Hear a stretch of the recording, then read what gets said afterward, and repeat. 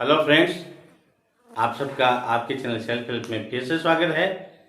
आज हम पढ़ने वाले द्विघात समीकरण को गुणनखंड विधि के द्वारा हम किस प्रकार से हल करते हैं वही हम देखते हैं। तो चलिए हम वीडियो पे चलते हैं। ये आपका प्रश्नावली 4.2 क्लास 10 एनसीईआरटी आरबीएसई का पहला प्रश्न है कि गुणनखंड विधि से निम्न द्विघात समीकरण को के मूल ज्ञात कीजिए। ठीक है दोस्तों, अपने पास यहां पर मूल ज्ञात करने के लिए गुणनखंड विधि हमें काम लेनी है। कौन सी विधि लेनी है?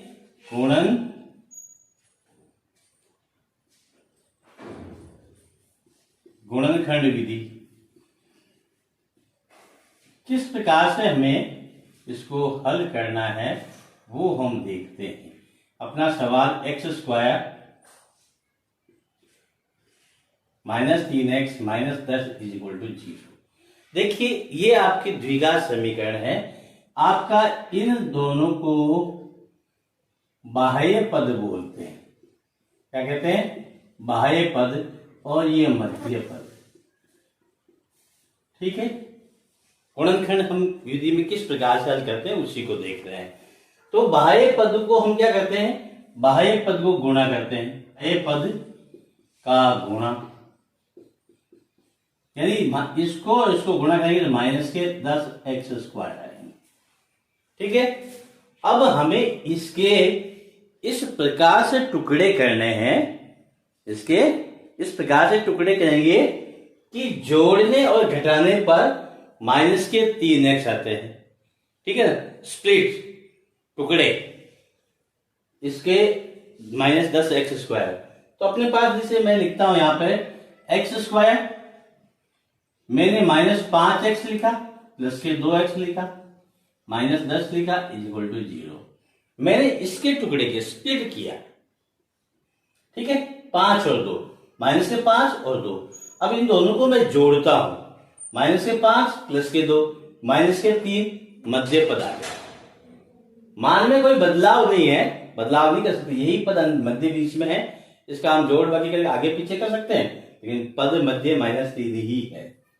दोनों को गुणा करते हैं, 5 दूनी 10 और विपरीत चिन्ह का -10 x² हो गया। कितना हो गया? -10x² आ गया। अब अपने पास जोड़े बन जाते हैं 2 के। इनमें से हमें एक बार ले लेना, x बाहर लिया, यहां से x लिया, यहां -5 बच गया, x बाहर लिया, x बच गया, यहां से x लिया, -5 बच गए, फिर बीच में प्लस है, फिर 2 बार ले लेते हैं, यहां x बचेगा माइनस। यहां पर बहुत ही आम गलती आप जो लोग करते हैं कि 10 में से हम 2 बार ले लेते, लोग कहते 8, वो गलत है बिल्कुल। यहां गुणनखंड होगा। किसे? 10 है, 10 को हम इस प्रकार से लिखते हैं 2 × 5। फिर अपने पास 2 बाहर आएगा तो अपने पास क्या बचेगा? 5 बचेगा। ठीक है, = 0। अब अपने पास क्या? x -5, यहां पे भी है, यहां पे भी है, दोनों बाहर ले लिया, यहां से पूरा कोष्टक बाहर आया, यहां x बच गया, फिर प्लस ये कोष्टक पूरा बाहर आ गया, 2 बच गया = 0। अपने पास क्या है? देखिए, इन दोनों कोष्टक का गुणा क्या है? 0 दिया हुआ है। हम एक एक करके दोनों को 0 के x -5 है, इसको 0 के बराबर लिखा, तो ये इंप्लाई करेगा x को हम उधर पक्षांतर कर दें, x का मान क्या है? 5 आ गया। इसी प्रकार दूसरा क्वेश्चन है, अपने पास x + 2 = 0 करेंगे। ठीक है, तो ये अपने पास क्या आएगा? उधर पक्षांतर करेंगे, x बराबर -2। इस प्रकार अपने पास x का मान कितना? एक 5 आया, एक -2 आया। ठीक है, ये आपके मूल हो गए समीकरण के मूल बराबर मूल, जिसे हम कहते हैं शून्य भी कहते हैं, मूल भी कहते हैं, हल भी कहते हैं। शून्य इसलिए कहते हैं क्योंकि बराबर शून्य के रखकर हम हल ज्ञात करते हैं, इसलिए मूल अपने पास क्या हो गया? x बराबर 5 और -2। अब इसमें घात 2 होती है, इसलिए मूल भी 2 ही आएंगे। इसी का दूसरा प्रश्न है गुणनखंड विधि से करना है। 2x² plus x minus 6 is equal to 0। हमें क्या करना है, इन बाह्य पदों को गुणा करना है। अपने पास क्या आएगा, माइनस के 12x² आ गए। टुकड़े हमें इस प्रकार से करेंगे कि बीच वाला पद प्राप्त हो जाता है। 2x² लिख दिया मैंने, प्लस के 4 लिखे, माइनस के 3 लिखे x और माइनस का 6 इक्वल टू 0। 4 3 को गुणा करते हैं तो 12x² आ जाएगा, माइनस का आ जाएगा, और इन दोनों को जोड़ते हैं तो प्लस का x आएगा। इस प्रकार से अपना सवाल के टुकड़े हो गए और दो दो के जोड़े बना दिए। इसमें से मैं 2x बाहर ले लेता हूं तो अपने पास x बचेगा और प्लस अपने पास यहाँ 2 बचेगा। माइनस 3 लिया बाहर, यहाँ x ले लिया प्लस के, और यहाँ 6 जो है 6 को इस प्रकार से लिखेंगे 2 गुणा 3, ठीक है। गुणनखंड के रूप में 3 बार आ गया, अपने पास 2 रह गया, इज इक्वल टू अपने पास क्या आ गया, 0 हो गया। यहां से ये कोष्टक और ये कोष्टक समान है, हम क्या करते हैं दोनों को बाहर ले लेते हैं उभयनिष्ठ, इसलिए यहां से कोष्टक बाहर गया, 2x बच गया, यहां से कोष्टक बाहर लिया, उभयनिष्ठ लिया, कॉमन लिया तो माइनस का 3 बच गया, इज इक्वल टू 0 हो गया, ठीक है दोस्तों। अब अपने पास दोनों का गुणा 0 है तो हम एक एक करके 0 के बराबर लिखते हैं। इसको लिखा, कोष्टक बराबर 0 होगा, या तो ये कोष्टक 0 होगा या ये कोष्टक 0 होगा, क्योंकि 0 आ रहा है तो इस इंप्लाई करेगा x is equal to minus के 2 हो जाएगा। इसी प्रकार इसको लिखते हैं 2x minus 3 is equal to 0, यानी 2x बराबर 3 और x बराबर 3/2, ठीक है। इस प्रकार x का जो मान अपने पास है, अपने मूल जो है क्या आएंगे, मूल x बराबर एक तो 3/2 आ गया और एक माइनस 2 आ गया, ठीक है दोस्तों। है कि √2x² प्लस 7x प्लस 5 √2 गुणनखंड विधि से हल करते हैं तो ये बाह्य पद है, इनको हम गुणा करते हैं। अपने पास क्या आएगा, √2 इंटू √2 × 5 × x², यानी √2 से 2 गुणा हो जाएगा, 5 दूनी 10x² आ गया। 10x² को इस प्रकार से टुकड़े करते हैं कि 7x आ जाता है। तो अपने पास √2x² प्लस 5x किया मैंने और 2x किया, दोनों को जोड़ते हैं तो अपने पास क्या आएगा, 7x आ जाएगा। और इसी प्रकार यहां पर 5√2 हो जाएगा, इज इक्वल टू 0। अब अपने पास क्या, इनका 2 का जोड़ा बना लेते हैं। यहां से मैं x बार ले लेता हूं, ठीक है। तो यहां अपने पास अंडर में बचेगा √2x प्लस 5 बचेगा, और यहां से भी अपने को क्या करना है, √2 बार लेना है। क्या लेना, √2 बार ले लेंगे, यहां अंदर बचेगा √2x प्लस के 5 इज इक्वल टू 0, ठीक है।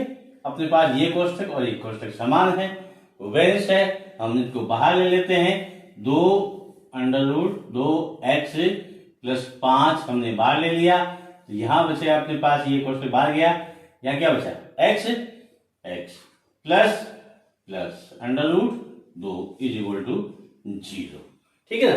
इस प्रकार से अपने पास ये गुणनखंड आ गए। अब इसको एक दोनों का गुणनखंड 0 है तो अपने पास एक एक को 0 के बराबर लिखते हैं, इज इक्वल टू 0, ठीक है। तो अपने पास यहां हो जाएगा √2x बराबर माइनस के 5 को उधर पक्षांतरण कर दिया, और x बराबर -5/√2, x का मान 1 ही आ गया।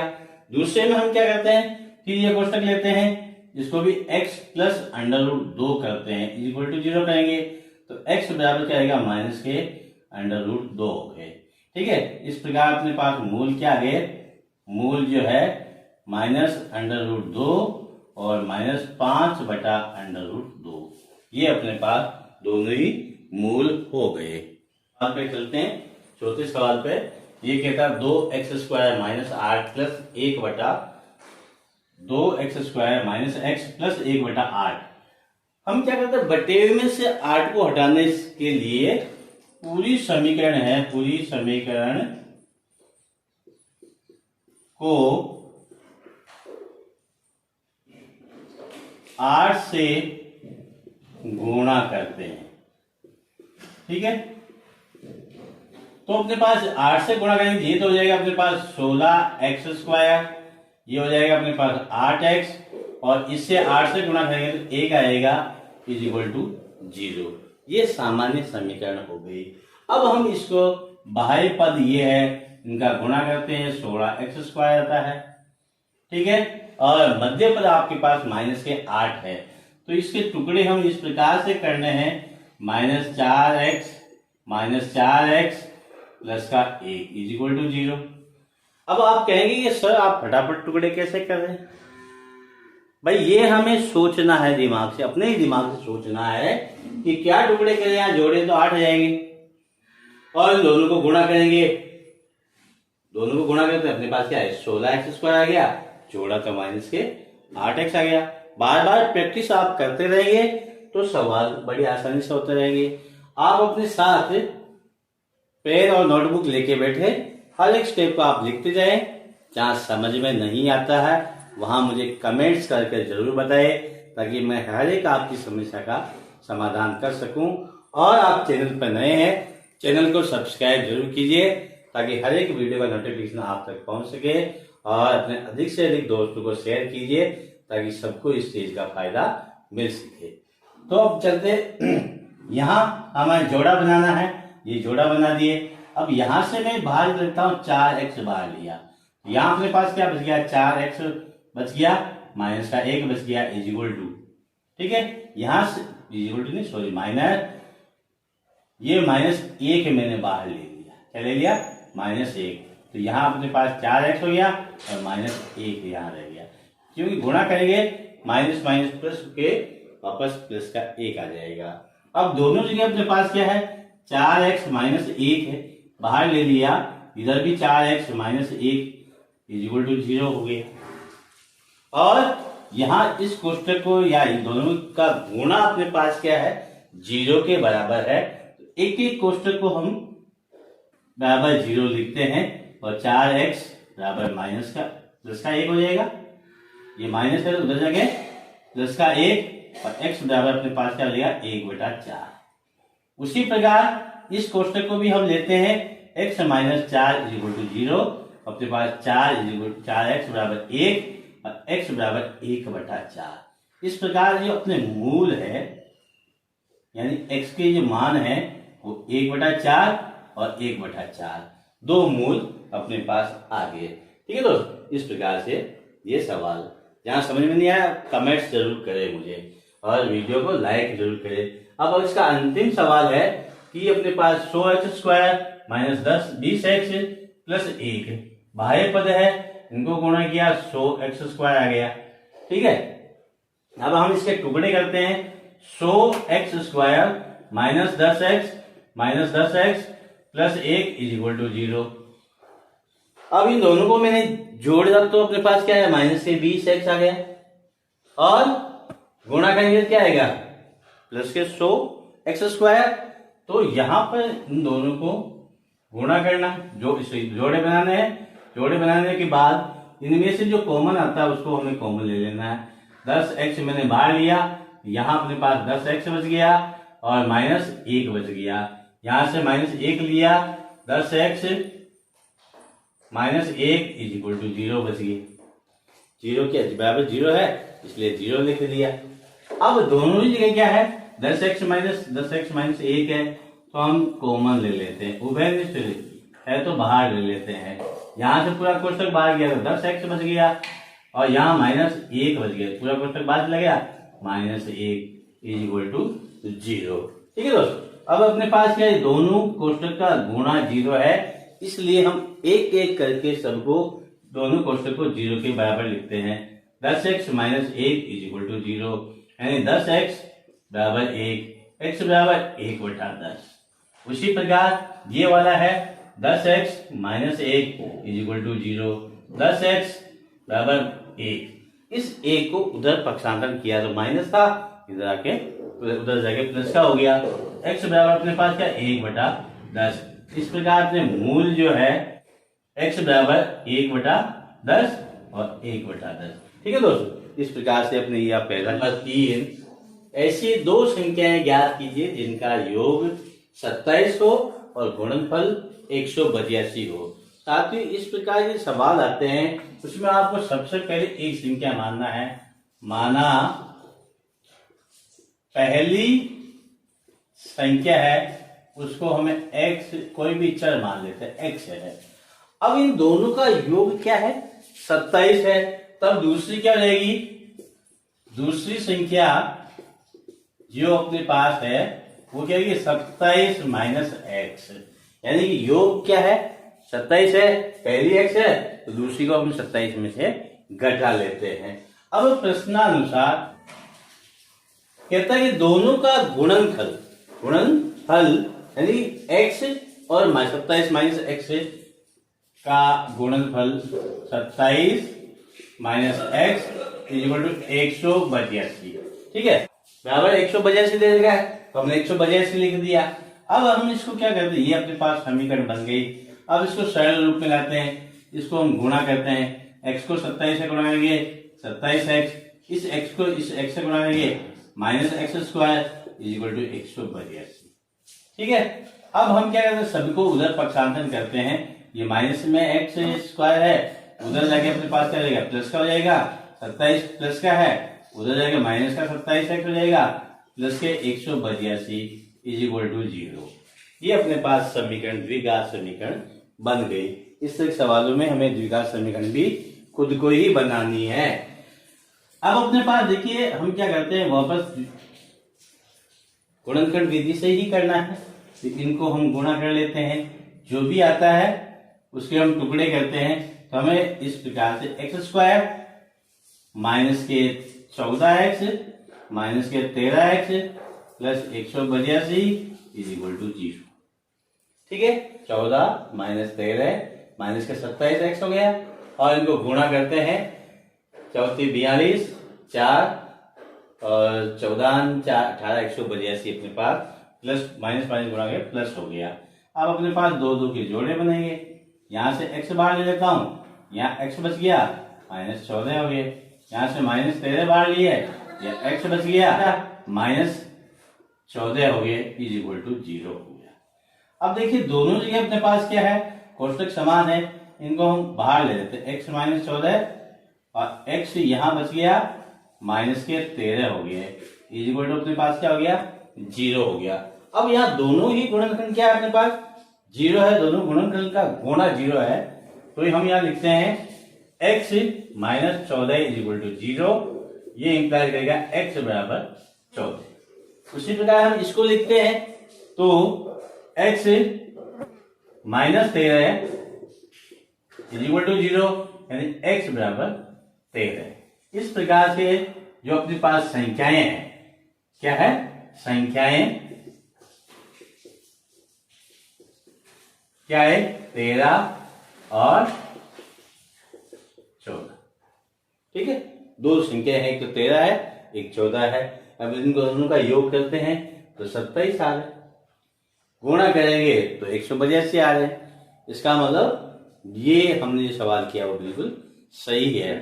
और आपका गुणनखंड विधि से इनको हल करना है। क्लास 10 एनसीईआरटी का चौथा प्रश्न, दो क्रमागत धनात्मक पूर्णांक ज्ञात कीजिए जिनके वर्गों का योग 365 है। धनात्मक पूर्णांक है अपना, तो पहला जैसे ही अपना पहला पूर्णांक बराबर x है, दूसरा पूर्णांक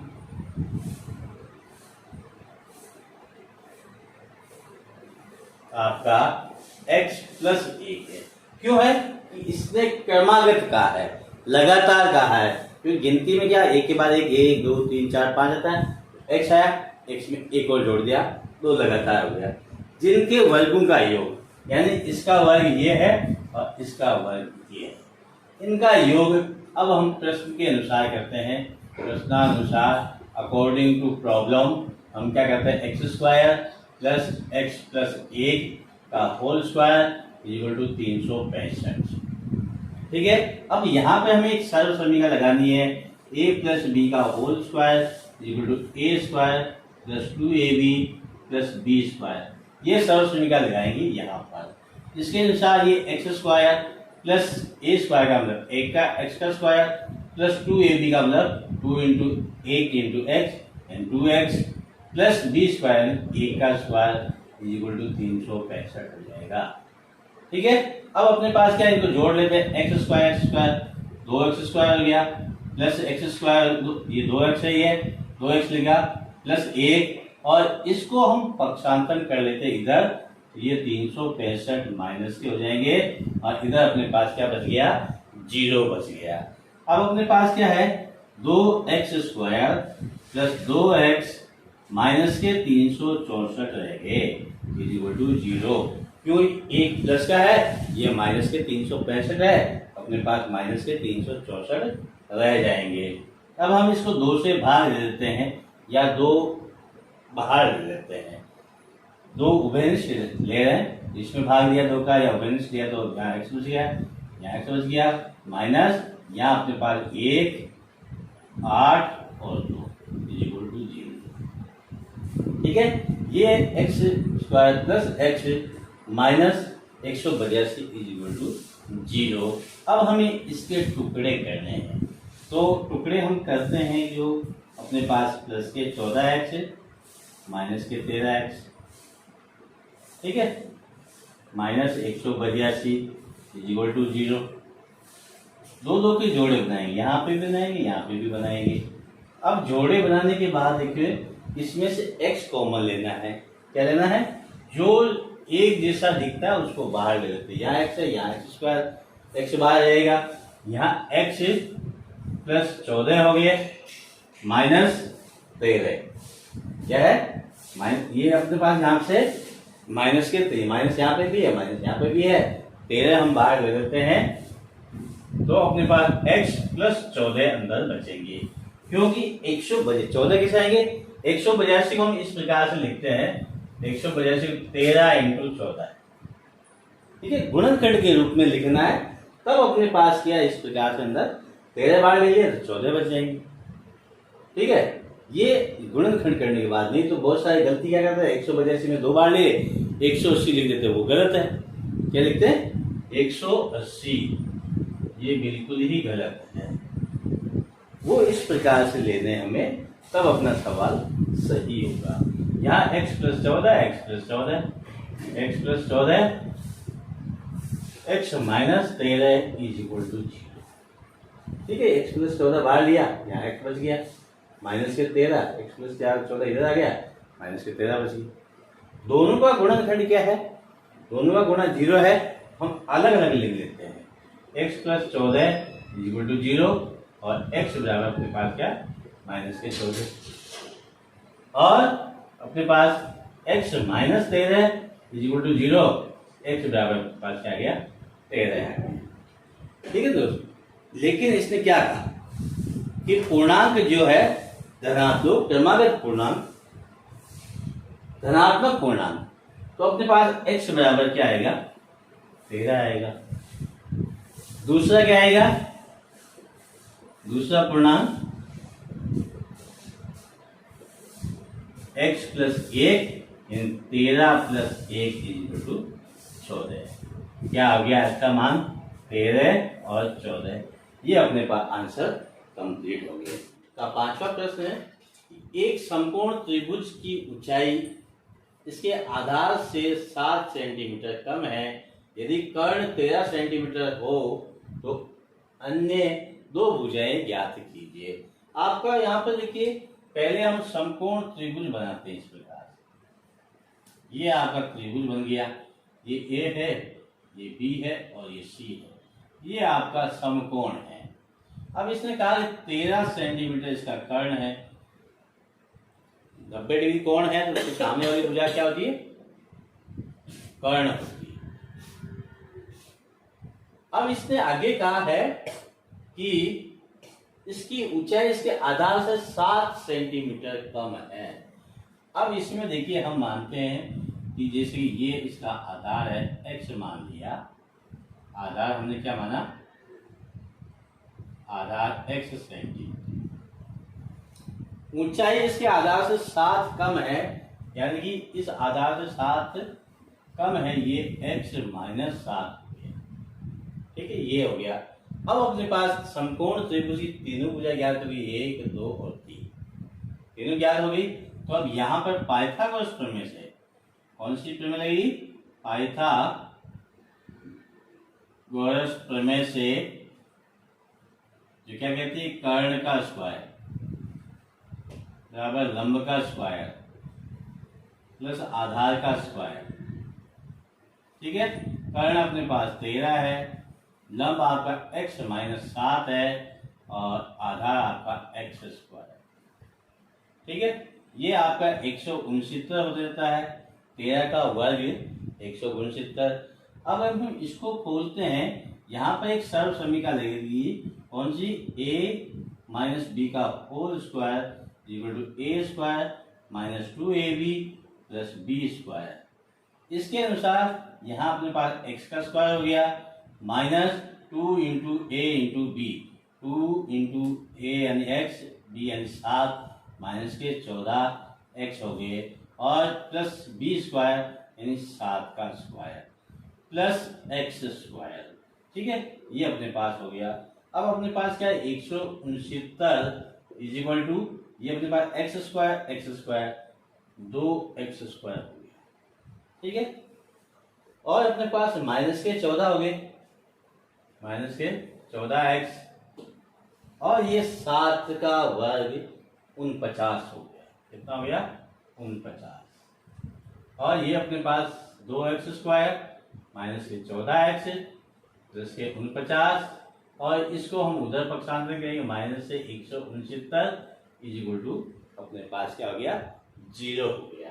ठीक है, अब अपने पास क्या? 100, ये 2x स्क्वायर माइनस के 14x, ये प्लस ये माइनस, 169 से 49 हम घटा देते हैं, 0 2 और 1 माइनस के 120 हो गए 0। ठीक है, अब हम क्या करते हैं, इसमें से सब में से 2 बार ले लिया, x square minus 7x minus के 60 इज इक्वल टू 0, और x square minus 7x minus 60 is equal to 0।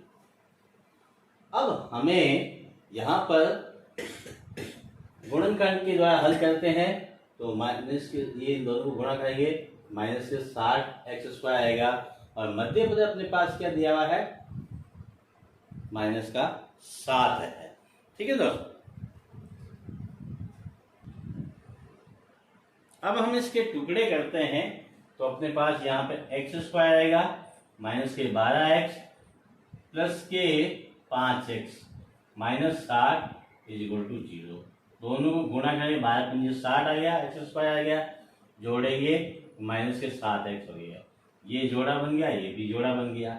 यहां से हमें क्या करना है? x बार ले लेना है, यहाँ x माइनस 12 बचेगा, यहां से 5 बार लेता हूं, x माइनस 12 बच गया इज इक्वल टू 0 हो गया। ठीक है, तो अपने पास यहां पर देखिए x माइनस 12 दोनों जगह है, बाहर ले लिया, यहाँ x प्लस 5 बच गया इज इक्वल टू 0। देखिए x प्लस 5 क्या, यहाँ से कोष्टक से बाहर लिया, x बचा, फिर प्लस है, प्लस लगाया, यहाँ कोष्टक बाहर लिया, फिर 5 बचा, 5 लिख दिया। इस प्रकार से अपने पास क्या हो गया? देखिए दोनों ही कोष्टक का गुणा क्या है? 0 है, एक एक करके हम 0 के बराबर रखते हैं, x minus 12 is equal to 0, और x बराबर अपने पास क्या हो गया? 12 हो गया। दूसरा अपने पास क्या है?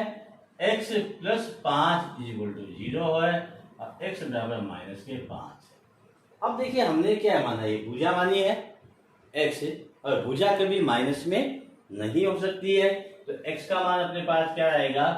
12 ही आएगा। ठीक है, अब अपने पास क्या है? x बराबर 12 आ गया, यानी आधार 12 आ गया, तो दूसरी भुजा ऊंचाई या लंब जिसे कहते हैं, ऊंचाई कितनी हो जाएगी? x माइनस 7 यानी 12 माइनस 7 बराबर 5 सेंटीमीटर, और ये आपका इस प्रकार से भुजाएं आपकी तीनों भुजा ज्ञात होगी, ये आपकी 12 होगी, ये आपकी 5 सेंटीमीटर होगी, और ये 13 दी हुई। ठीक है दोस्तों, आगे है आज हम पढ़ने वाले हैं प्रश्नावली 4.2 कक्षा 10 एनसीईआरटी आरबीएससी द्विघात समीकरण का गुणनखंड विधि से हल का छठा प्रश्न। एक कुटीर उद्योग एक दिन में कुछ बर्तनों का निर्माण करता है। ठीक है ना। हम यहाँ पे आगे एक विशेष दिन यह देखा गया कि प्रत्येक नग की निर्माण लागत रुपए में उस दिन के निर्माण किए गए बर्तनों की संख्या के दुगुने से 3 अधिक थी। यदि उस दिन की निर्माण लागत 90 रुपए थी तो निर्मित बर्तनों की संख्या और प्रत्येक नग की लागत ज्ञात कीजिए। मान लेते हैं उस दिन माना बर्तन जो है बर्तनों की संख्या x है। ठीक है। तब अपने पास यहां पर क्या है, लागत क्या थी, इसकी दुगुनी, ये दुगुनी हो गई से 3 अधिक, दुगुने से 3 अधिक, इसका दुगुना किया उसमें 3 और जोड़ दिया। ठीक है। और आगे इसने कहा कि यदि उस दिन की निर्माण लागत 90 रुपए थी तो निर्मित बर्तनों की संख्या, अब देखिए ये तो एक बर्तन की लागत है, ये बर्तन की संख्या है, तो अपने पास क्या है, प्रश्न के अनुसार हम क्या लिखते हैं, प्रश्नानुसार जो प्रश्न हमें कहता है उसके अकॉर्डिंग हम यहां लिखेंगे कि बर्तन की संख्या को हम उसकी लागत से गुणा करेंगे तो कुल लागत आ जाएगी अपनी। तो यहाँ पर x गुणा 2x plus 3 is equal to आपके पास 90, जो हमें यहाँ पे दिया हुआ 90। ठीक है, ये 90 दिया हुआ। अब हम इस कोष्टक को खोलते हैं तो ये 2x स्क्वायर आ गया प्लस 3x बराबर 90 आ गया। ठीक है, 2x square plus 3x minus 90 हो गया इज इक्वल टू 0 हो गया। अब हमें क्या है, बाह्य पद लेने हैं, इन दोनों को गुणा करेंगे, माइनस के 180 आते हैं x स्क्वायर। ठीक है, इनको अगर हम हल करेंगे इस प्रकार से 2x स्क्वायर प्लस के 15x माइनस 12x और माइनस के 90 इज इक्वल टू 0। ठीक है, यहां से मैं x बार ले लेता हूं, क्या लेता हूं x, यहां अपने पास 2x प्लस 15 बचेंगे, 6 बार लेते हैं, यहां 2x बचेगा और प्लस के 15 बच जाएंगे, क्योंकि हम 6 और 15 को गुणा करेंगे, 15 से 90 हो गए और इनको गुणा करेंगे 12x हो गया। ठीक है, और इज इक्वल टू अपने पास क्या आ गया, 0 हो गया। अब 2x प्लस 15 दोनों जगह है, हम इनको बाहर ले लेते हैं, 2x प्लस 15 उभय या कॉमन जिसे हम कहते हैं, ये बाहर गया तो x बच गया, माइनस 6 है, 6 बच गया इज इक्वल टू 0। अब दोनों का गुणा अपने पास क्या है, 0 है, तो अपने पास 2x plus 15 is equal to 0 और ये 2x is equal to minus के 15 x is equal to minus 15 बटा 2। ठीक है, और दूसरा अपने पास ये x minus 6 is equal to 0, x बराबर 6, यानी बर्तन की संख्या क्या माइनस में तो कभी हो नहीं सकती, और इसका हम कहते हैं एक तो माइनस में आ रहा है, दूसरा हमारा 7.5 आ रहा है, 1.5 बर्तन आ रहा है, 7.5 आता है, तो माइनस की संख्या को हम नेग्लेक्ट कर देते, छोड़ देते हैं, क्योंकि बर्तन की संख्या माइनस में नहीं हो सकती है। अपने पास बर्तन की संख्या कितनी आ गई, 6 आ गई। यहां लिखेंगे बर्तन की संख्या, बर्तन की संख्या x बराबर 6।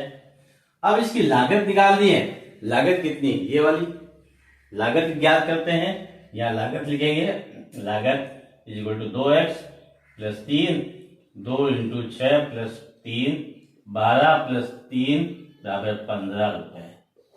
कितनी आ गई लागत अपनी, 15 रुपए की बर्तन की लागत 15 रुपए आ गई। ठीक है दोस्त, अगर आपको हमारा वीडियो अच्छा लग रहा है तो आप हमारे चैनल को सब्सक्राइब जरूर करें, लाइक एंड शेयर करें, अपने अधिक से अधिक दोस्तों को शेयर करें। फिर मिलेंगे अगले वीडियो में, तब तक के लिए जय हिंद, जय भारत।